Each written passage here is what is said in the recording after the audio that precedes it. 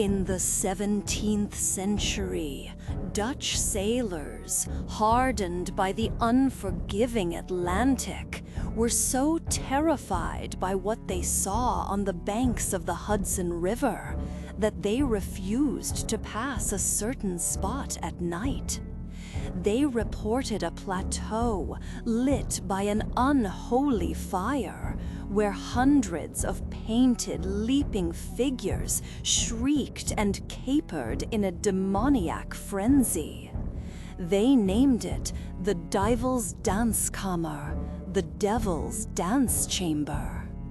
But the Dutch were merely the last to arrive at this cursed place. They were witnessing the final, bloody layer of a horror that had begun eons before, on a night when the gods themselves went to war. Long before the half-moon ever parted its waters, the river was known to the native tribes as Chateaumouk, the river that flows both ways. And the mountains that flanked it, those highlands we now call the Catskills, were a place of profound and terrible power. The native fancy did not see a river of commerce. They saw a conduit for spirits. They believed the river had its source in a mythical spring of eternal youth, and that the deep, silent woods and glens were the domain of giants and ancient, formless beings. The oldest legends, those whispered by the Mohicans and the Lenape, speak of a time before the Hudson had broken through to the sea. In that primordial era, the Highlands were a single, unbroken mountain range, a massive stone barrier. And within that barrier, the Great Spirit, the Manitou, had imprisoned a hosta of rebellious spirits who had dared to challenge his rule.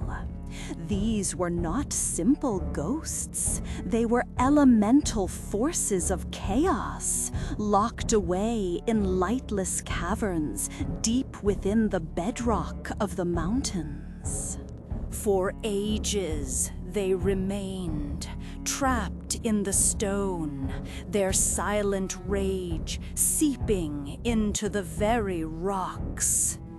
Then came the great cataclysm. The river, swelling with the meltwater of a forgotten age, rose against the mountain.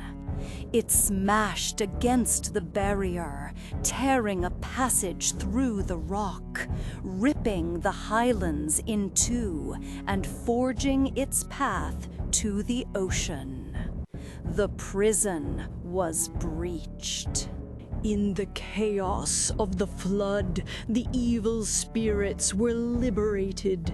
They poured out of their broken prison and sought shelter in the newly formed glens and dark watery cloves that now lined the river valley. There they hid, lurking in the deep shadows, forever terrified of their jailer. The tribes believed that in times of great tempest, when the thunder rolled down the valley and the lightning shattered the peaks, it was the sound of Manitou himself, riding the wings of the storm. They believed he was hunting, searching the ravines for his escaped prisoners. The howling of the wind, they said, was not wind at all. It was the sound of the spirits huddling among the rocks, their roars and howls of terror echoing as their god sought to recapture them and drag them back to the caverns to expiate their ancient revolt. But the central point of this legend, the very place where the spirits first broke free, was a specific, slight plateau on the west bank of the river, a place between what we now call Newburgh and Crum Elbow. It was a flat, exposed rock, a natural stage overlooking the water. This was the door to their prison. This was the place that would, centuries later, earn its terrible name. The native tribes who lived along the Chattamook knew this history. They understood that this particular plateau was a thin place, a vortex where the veil between the world of the living and the prison of the spirits was permanently torn. They did not fear it. They revered it. They used its dark energy as a tool. This plateau became their most sacred site for divination.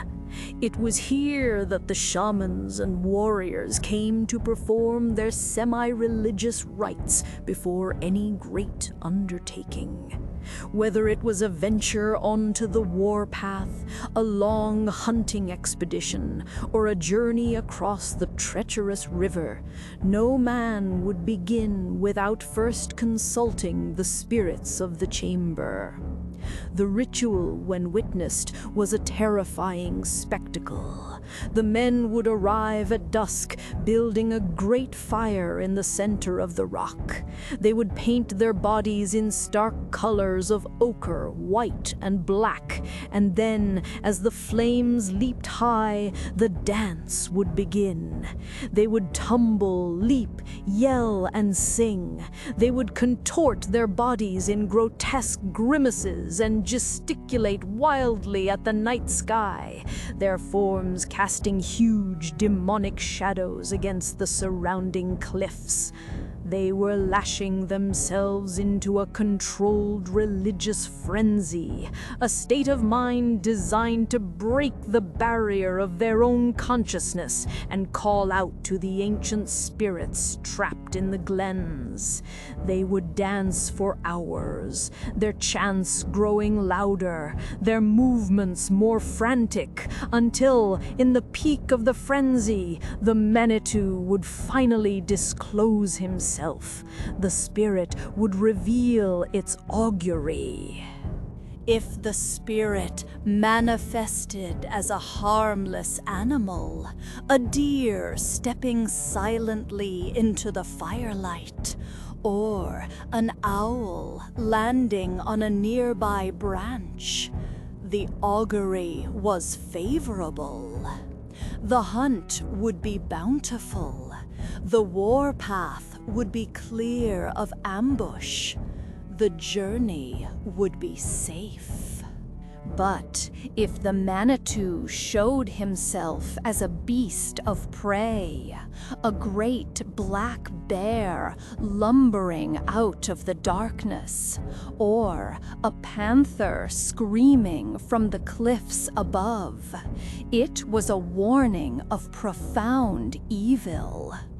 The braves would immediately extinguish the fire, their faces pale beneath the paint, and abandon their venture. To defy this omen was to invite certain disaster. This was the dance chamber, a place of communion, of power, and of terrible divine warnings. It was a place the tribes respected. But when the first white men laid eyes upon it, they did not see communion. They saw hell. In 1609, Henry Hudson's ship, The half moon sailed up the river, a silent, alien vessel in a world that had never seen its like. The crew, hardened Dutch and English sailors, were already on edge. They were in uncharted territory, surrounded by a wilderness that felt ancient, sentient, and deeply hostile. One night, as they lay at anchor, they were drawn to the shore by a rhythmic pounding sound and a flickering orange light. What they saw seared itself into their imaginations. On the plateau, illuminated by a roaring fire, they saw what they could only describe as devils. They saw the painted bodies, the frenzied leaping, the grimacing faces, and the wild gesticulations of the Mohican ritual. They heard the yells and the pounding drums, sounds that to their European ears were not human. They believed they were witnessing a satanic orgy, a gathering of demons celebrating their dark master. They immediately named the spot the Duivel's Dans-Kamer, the Devil's Dance Chamber. The name stuck, and the legend only grew darker. Years later, Peter Stuyvesant, the formidable governor of New Amsterdam, ascended the river with his personal retainers. As they landed below the plateau, Stuyvesant's men, a famously doughty and superstitious crew, were horrified. They too saw the ritual fire. They too saw the figures frisking in the night. But their interpretation was even more terrifying than Hudson's crew. A few of the men surmised it was just a new generation of savages holding a powwow. But most of the sailors, their minds already primed by the dark legends of the Dans-Kamer, fancied that the assemblage was truly demoniac. They whispered that the figures were not living men, but the spirits of evil Indians who had been damned, forced to repeat a frenzied, ghostly war dance for all eternity. They claimed the spirits were reveling in a mysterious firewater brought down from the river's source in spectral jars, a demonic communion on the banks of the Hudson. The Dutch sailors, gripped by this new terror, would lower their peaks in a gesture of fearful homage whenever they passed the spot. The place was no longer just a site of savage ritual. It was a confirmed outpost of hell in the New World. But the site's dark history was not finished.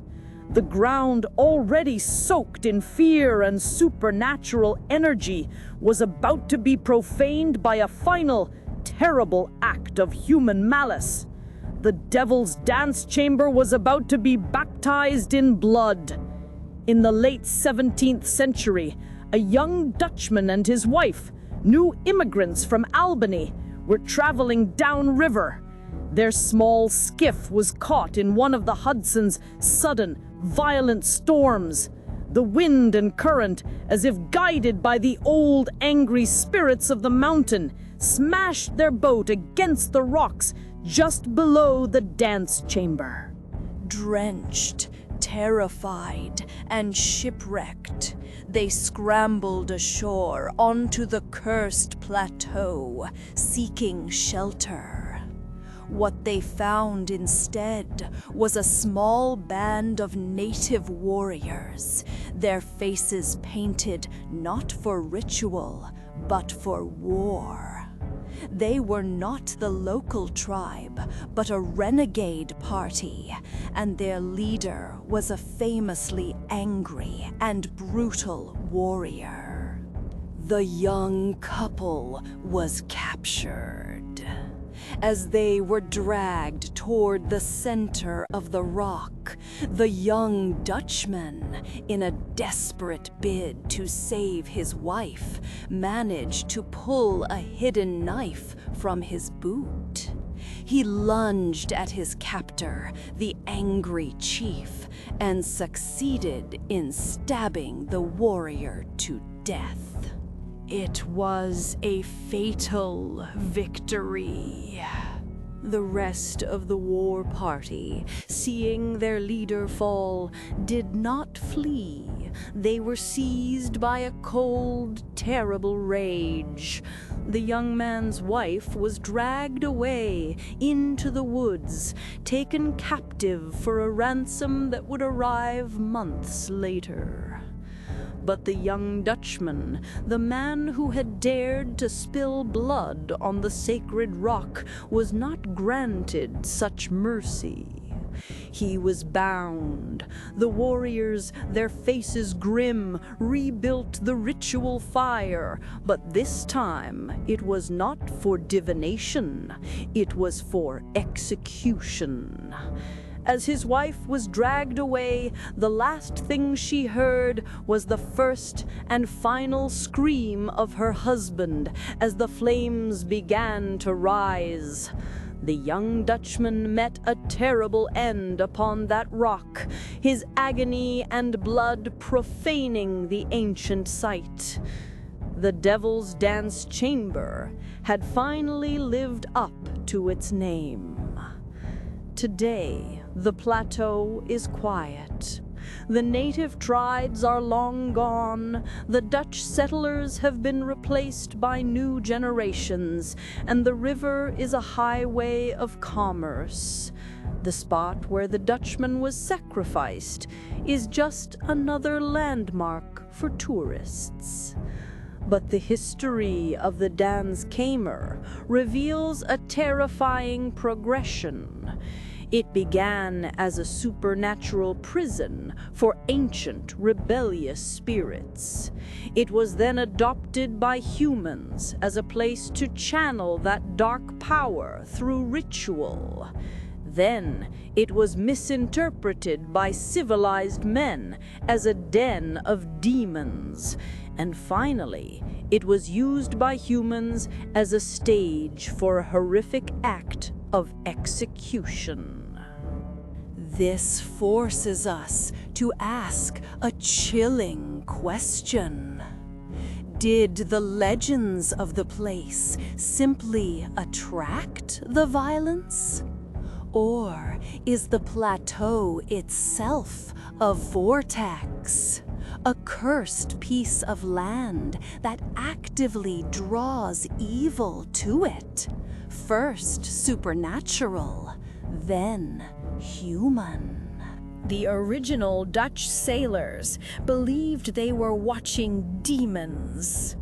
But perhaps the greatest horror is that the final, most terrible acts committed at the Devil's Dance Chamber were not the work of spirits, but of men. Leave your theories in the comments below. Is the Dans-Kamer a supernatural prison, or just a place that has witnessed the worst of human nature? Don't forget to subscribe to Shadow Tales Illustrated for more deep dives into the chilling folklore of our land.